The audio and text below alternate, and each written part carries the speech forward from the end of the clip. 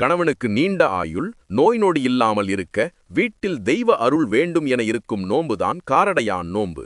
மாசி மாதத்தின் இறுதியில் பங்குனி மாதம் ஆரம்பிக்கும் முன் கடைபிடிக்க வேண்டும். பெண்கள் அந்த காமாட்சி அம்மனை வேண்டி இருக்கும் ஒரு சக்தி வாய்ந்த விரதம்தான் இந்த காரடையான் நோன்பு. உங்கள் கணவன் நீண்ட ஆயுள் இருக்க வேண்டும் என்றால், ஓம் காமாட்சி தாயே போற்றி என கமெண்டில் சொல்லுங்க. சேனலை சப்ஸ்கிரைப் பண்ணிக்கோங்க.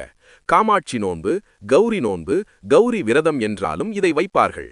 நாம் எல்லாருக்கும் தெரிந்த சத்தியவான் சாவித்ரி அவர்கள் அந்த காமாட்சி தேவியை வணங்கிக் கொண்டிருந்த போதுதான் அவருடைய கணவனின் உயிரை பறித்து கொண்டு சென்ற யமனிடமிருந்து கணவனின் உயிரை போராடி காப்பாற்றிக் கொண்டு வந்த ஒரே சுமங்கலி இந்த சாவித்ரிதான்.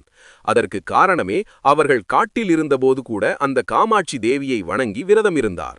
இந்த காரடையான் நோன்பு இந்த வருடம் மார்ச் மாதம் 14ஆம் தேதி வருகிறது. இந்த நாளன்று நம் வீட்டில் இருக்கும் அரிசியில் மாவரைத்து அதில் காராமணி பயரை வேக வைத்து வெல்லம் சேர்த்து இனிப்பு அடையாகவும் மாவில் வெறும் உப்பு மற்றும் சேர்த்து கார அடையாகவும் செய்து வழிபடலாம். அன்றைய நாளில் தாலிக்கயிறு மாற்றும் வழக்கமுள்ளவர்கள் ஒரு மஞ்சள் கயிறில் சிறிது பூ கட்டி அதை கழுத்தில் கட்டிய பிறகு தாலிக்கயிறை மாற்றலாம். தாலிக்கயிற்றை மாற்றவில்லை என்றால் அந்த மஞ்சள் கயிற்றை கையில் கட்டிக்கொள்ளலாம். அடிக்கடி தாலிக்கயிற்றை மாற்ற வேண்டாம்.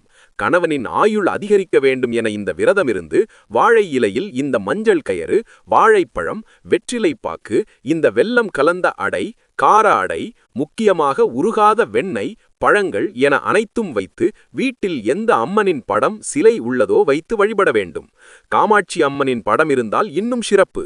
ஏனென்றால் அந்த சத்தியவான் சாவித்ரி தேவி அவர்கள் காமாட்சியை வணங்கிதான் விரதமிருந்தார்கள். தீர்க்க சுமங்கலி பாக்கியம் வேண்டும் என அந்த அம்பாளை வேண்டிக் கொண்டு புதியதாக இந்த வருடத்திலிருந்தும் இருக்கும் விரதம்தான் இந்த நோன்பு. இந்த பூஜையின் போது உருகாத வெண்ணையும் ஓரடையும் நான் நூற்றேன், ஒருகாலும் என் கணவர் என்னை விட்டு பிரியாதிருக்க வேண்டும் என்ற தமிழ் மந்திரத்தை கூறி வழிபட வேண்டும். மறக்காம சேனலை சப்ஸ்கிரைப் பண்ணிக்கோங்க.